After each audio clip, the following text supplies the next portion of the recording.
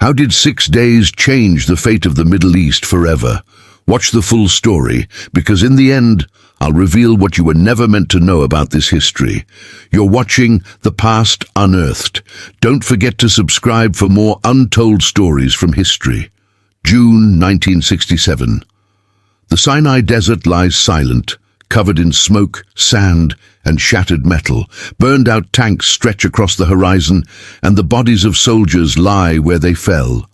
The desert wind carries the scent of gunpowder and dust, a reminder that in just a few days, the fate of nations has changed forever. The Sinai has become a graveyard, not only for men and machines, but for dreams. Among those dreams was one that belonged to a man named Gamal Abdel Nasser, the most powerful Arab leader of the 20th century. To millions, Nasser wasn't just a president. He was a symbol of hope, a man who promised dignity, unity, and independence to an entire Arab world still scarred by colonialism. But history can be cruel. In just 6 days, that promise would burn away in the desert sun. Nasser lost his air force, his army, and his dream. 3 years later, he would die of a heart attack. His friends said it wasn't his heart that failed him, it was his spirit. They said he died of heartbreak. But how did it come to this? How did a war that lasted less than a week destroy a vision that had taken decades to build? To understand, we must go back to a night in Cairo, 1 month before the war began. It's May 14th, 1967. The streets of Cairo are quiet. Midnight has passed and the city sleeps. But at the presidential residence, headlights pierce the darkness. A convoy speeds through the gates. Inside one of the cars sits Anwar al-Sadat, Speaker of the National Assembly. He's carrying an urgent message from Egypt's greatest ally, the Soviet Union. According to Soviet intelligence, Israeli troops are massing on Syria's border, preparing to invade. Sadat rushes to President Nasser's office. Inside, Nasser sits with his trusted friend and commander-in-chief, Field Marshal Abdel Hakim Amer. The report is clear. Syria, Egypt's ally, is in danger. For Nasser, this is more than politics. It's personal. He has always seen himself as the defender of Arab unity, the voice of the oppressed. To ignore this warning would make him look weak before the Arab world. To act would make him a hero. Amer insists the Egyptian army is ready. "Give the order," he says. Nasser nods. The command is given. Egypt's forces will move into the Sinai Peninsula. But Egypt's army isn't ready. It's already bogged down in a costly and bloody guerrilla war in Yemen. Thousands of soldiers are trapped there, fighting an invisible enemy in the mountains. Yet within 48 hours, tens of thousands more men are called up from the Nile Valley, farmers, students, and laborers. Among them are men like Fatih Abu Elish, a peasant who has never seen a tank before. He leaves his home, believing he is marching to glory. By May 16th, 3 Egyptian divisions, 45,000 soldiers, 300 tanks and hundreds of armored vehicles cross into the Sinai. Cameras roll as they march proudly across the desert. On the streets of Cairo, crowds cheer, waving Egyptian flags and chanting Nasser's name. Newspapers print bold headlines, "Arab strength rising." But the truth behind the headlines is different. Egypt's forces are scattered, their supply lines long, and their training weak. The soldiers don't know it yet, but they are walking straight into a trap set by history. Meanwhile, hundreds of kilometers away in Jerusalem, Israel celebrates its Independence Day. Flags wave, bands play. The streets are filled with laughter. Yet behind the celebrations, unease grows. Prime Minister Levi Eshkol watches the parade in silence. He's already been briefed about the Egyptian mobilization. Eshkol is not a man of war. He's quiet, cautious, and thoughtful, the kind of leader who prefers compromise to confrontation. But now, with Egyptian tanks in the Sinai, compromise might no longer be possible. Still, he refuses to act in haste. On the advice of his chief of staff, Yitzhak Rabin, Eshkol mobilizes only a single armored division and waits for more information. Inside Israel's intelligence offices, experts study the situation carefully. They believe Egypt is only making a show of force, that Nasser doesn't want war. But they also know one thing: if war comes, Israel cannot afford to lose even once. As the sun rises over Cairo, Nasser stands before a cheering crowd. His voice echoes through loudspeakers across the city. He announces that Egypt will take control of the Straits of Tiran, a narrow passage at the mouth of the Red Sea. This waterway is Israel's lifeline, its only access to the Indian Ocean. Closing it would mean economic strangulation. For Nasser, it's a bold move, a show of defiance. For Israel, it's an act of war. In Tel Aviv, the Israeli cabinet meets in urgent session. Generals argue that they must strike first. If we wait, one warns, we could lose everything. But Eshkol hesitates. We will not be the ones to start this war, he says. We will wait. That night, as Israelis sit glued to their radios, a song begins to play, Jerusalem of Gold. Its haunting melody speaks of longing, of a city divided and waiting to be reunited. Many take it as a sign, a prophecy even, that something monumental is coming.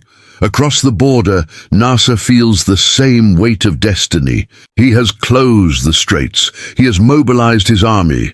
Now he cannot back down. The Arab world is watching. The people cheer his name. He must continue forward, even if every step leads him closer to disaster. But behind the speeches and slogans, doubt begins to creep in. Soviet reports are rechecked, and it turns out there were never any Israeli troops on the Syrian border. The entire crisis had started with misinformation. Yet it no longer matters. The crowd's cheers are too loud, the pride too strong, the propaganda too deep. Nasser cannot retreat now. He recalls the Suez Crisis of 1956, when Egypt faced invasion by Israel, Britain and France. He had lost on the battlefield, but won in the hearts of millions. Now he hopes to do the same again, to use the threat of war as a political weapon to strengthen his position as the unchallenged leader of the Arab world. But destiny has other plans. At the United Nations, Secretary-General Unearthed receives Nasser's demand to remove UN peacekeepers from Egyptian soil. It's a shocking request. Those blue-helmeted soldiers have kept the border quiet for 10 years. But Unearthed agrees. The UN withdraws. Within days, the peacekeepers are gone. On the Israeli side, soldiers watch in disbelief as the last UN trucks disappear into the horizon. Now, nothing stands between them and the Egyptian army. For the first time in a decade, the border is wide open. In Washington, CIA analysts send an urgent message. Egypt's moves are dangerously provocative. A regional war may be imminent. But Nasser doesn't stop. His speeches grow louder, his crowds larger. Egyptian radio declares that the time has come to destroy Israel once and for all. In Tel Aviv, fear spreads. Gas masks are distributed, blood banks are opened, mass graves are dug in parks, just in case. The people prepare for the unthinkable. Yet within the Israeli military, confidence is growing. The generals know the truth. They have the edge. Their pilots are better trained, their air force more advanced, their soldiers battle-hardened. They just need permission to strike. Levi Eshkol, however, still hesitates. He faces pressure from every side, from his generals, his allies, and even his own people. The press mocks him for being weak. Demonstrators march through the streets demanding that he resign as defense minister. On the evening of May 26th, he goes on the radio to calm the nation. But his voice shakes. He stammers. The public loses confidence. Newspapers call it the night of the generals. His opponents move quickly. The next day, the cabinet meets in tense silence. The decision is made. Eshkol will step aside as defense minister. The hero of the 1956 Suez campaign, Moshe Dayan, will take his place. The change electrifies Israel. Moshe Dayan, with his black eye patch and reputation for boldness, becomes the symbol of strength the nation has been waiting for. He wastes no time. "We cannot lose the initiative," he says. "We must act." At dawn, the generals gather around a map. The plan is simple but daring, a preemptive strike that will destroy the enemy Suja's air force before it ever leaves the ground. Engines warm up. Pilots climb into their jets. The desert air trembles with power. History stands still for one final moment. The calm before the storm. Because in just a few hours, the sky will explode. And the world will never be the same again. Because in just a few hours, the sky will explode. June 5th, 1967. Dawn breaks and with it a sound like thunder. Israeli pilots taxi into position on secret runways. Cockpits close. Radios click. For months the crews had rehearsed each second, each turn, each target. Now precision replaces hesitation. The plan, Operation Focus, is executed like a scalpel. Squadrons peel away in tight formations, racing south and east toward the Egyptian airfields. What follows is chaos measured in minutes. The first wave arrives low and fast. Anti-aircraft batteries scramble, but the strikes are too well timed, too well aimed. Runways explode under napalm and high explosives. Fuel tanks detonate. Aircraft still warming their engines are ripped apart before they can rise. Within hours, entire Egyptian air wings are smoking ruins. Pilots who expected to fight find their planes destroyed on the ground. The balance of the skies, once poised on a knife edge, snaps decisively toward Israel. On the desert floor, Egyptian units reel. Communications are fractured, radio channels go silent or fill with static and frantic half-formed orders. Field Marshal Amir tries to marshal reserves, but the command structure is splintered. Soldiers who had been marching with confidence only days earlier now huddle behind sand berms, bewildered at how quickly the heavens seem to turn against them. As Israeli jets return to base for refueling and rearmament, ground forces begin to move.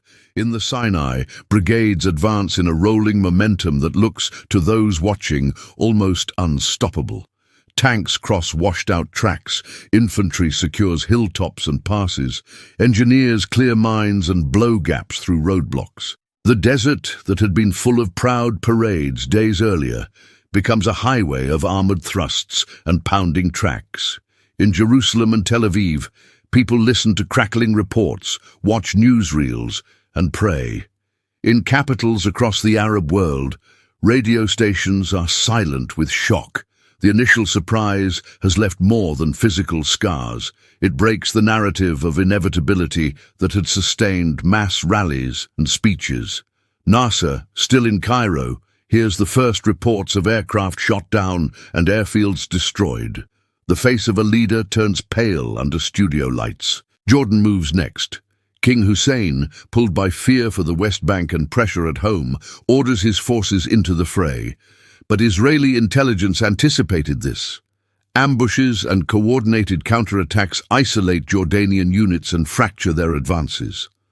The fought terrain of the West Bank is dangerous, but Israeli units, small, precise and quick to adapt, outmaneuver larger formations. Urban skirmishes echo in narrow alleys, with civilians trapped between the decisions of kings and colonels. Syria fires artillery barrages from the Golan Heights, trying to blunt Israel's northern flank. But Israeli artillery and airstrikes soon find the Syrian batteries, and the Golan, once tenuously quiet, becomes the scene of a violent and decisive contest. Within 2 days, Israeli armor and infantry drive Syrian units back, and the high ground that once commanded the Galilee changes hands. By the 3rd day, the pace is dizzying. Sinai, Gaza, West Bank and Golan, 4 names that will be inked in maps and in the memory of millions, fall into a cadence of advance, retreat, and the sudden stillness of surrender. The speed is both triumph and problem. Occupation by its nature imposes responsibilities that the exhilaration of victory easily overshadows. Field commanders on the ground understand this even as flags are raised on captured positions. Civilians flee in columns, old men, women clutching babies, youth with backpacks. They move ahead of armored columns, seeking safety. In Gaza and the West Bank, refugee flows reverse and multiply, layering new expulsions over old wounds. The human geography of the region shifts in days what had taken decades to arrange. The fall of East Jerusalem is among the most dramatic moments. For Israelis, the idea of reunification, a phrase that had been whispered, argued and prayed about for years, becomes a tangible, thrumming reality. For Palestinians, the sight of soldiers on the Temple Mount and in the alleys of the old city is a shattering image, a reshaping of sacred space into a battlefield. On the fifth day, as Israeli columns press deeper into Sinai and toward Sharm el-Sheikh, diplomatic channels flare. Washington and Moscow exchange urgent messages. Superpowers fear escalation beyond a regional war.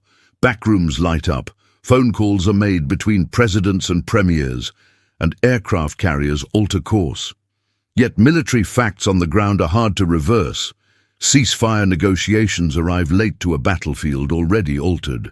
By June 10th, after 6 days of concentrated combat, a ceasefire is declared.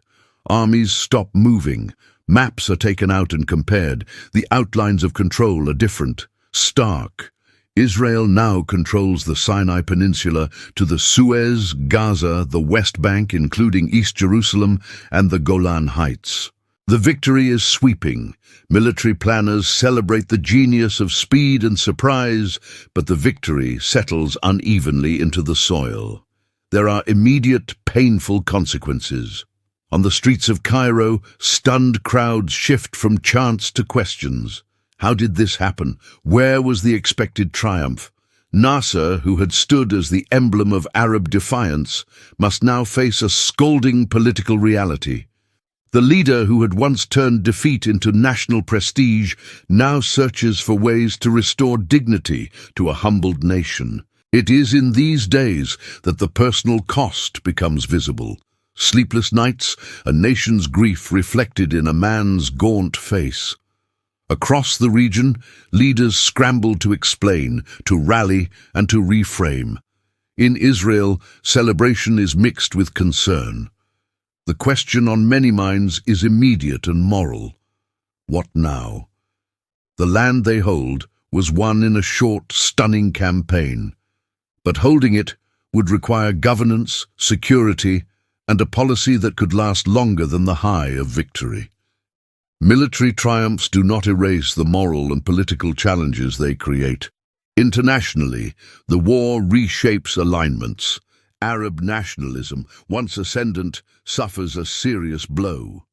The Soviet Union, which had been a main arms supplier and rhetorical ally to many Arab states, now faces scrutiny in capitals across the region. The United States, although not a combatant, sees its strategic influence in the Middle East recalibrate around new realities and new responsibilities. For Palestinians, the war marks a deepening of dispossession. Control over the West Bank and Gaza changes hands, and with it come questions of legal status, return, and rights. Refugee camps that had been created and sustained after 1948 now experience new waves of movement and despair.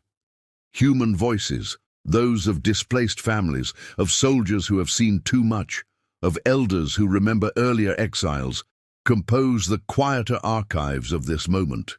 In the months after the ceasefire, politics consumes the scene.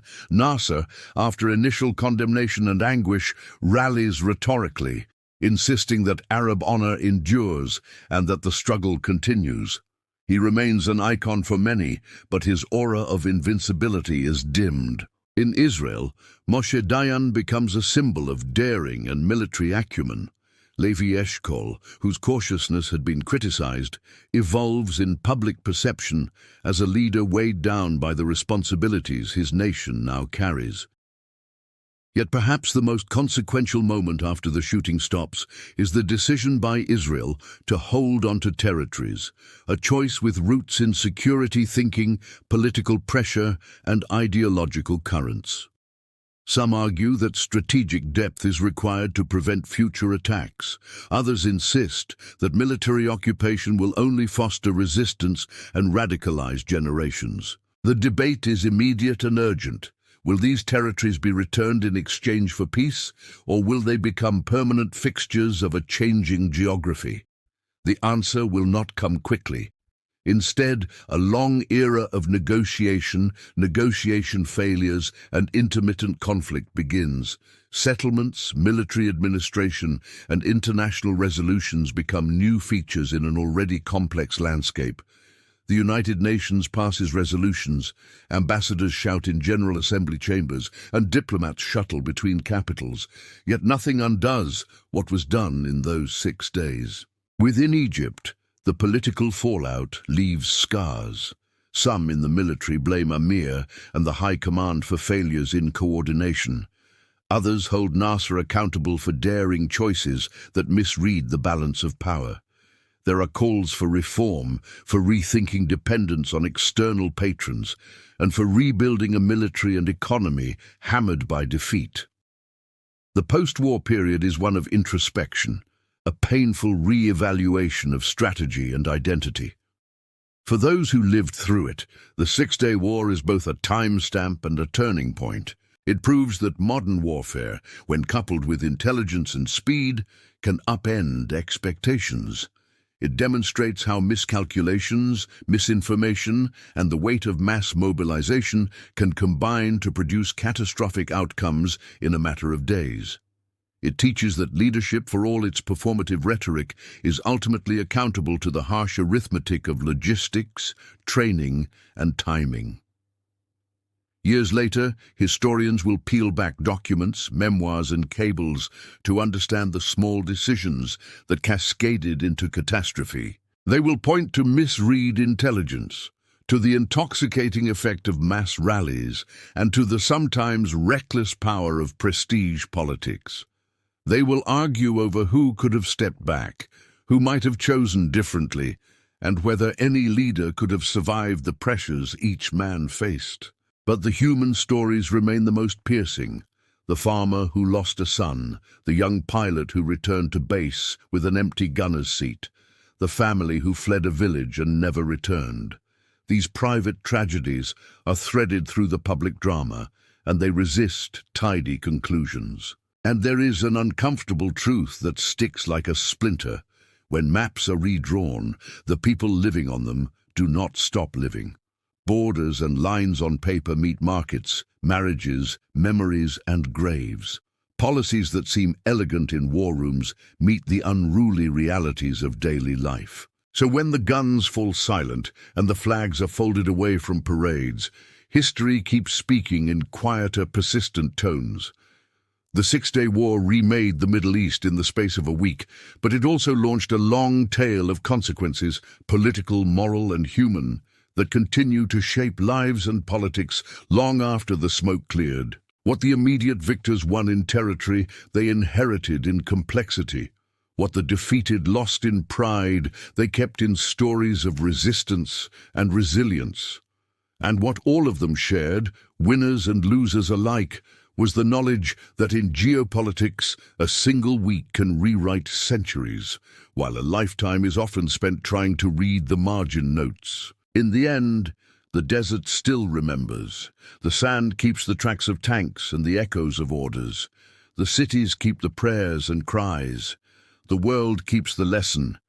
Power moves fast, but consequences move longer.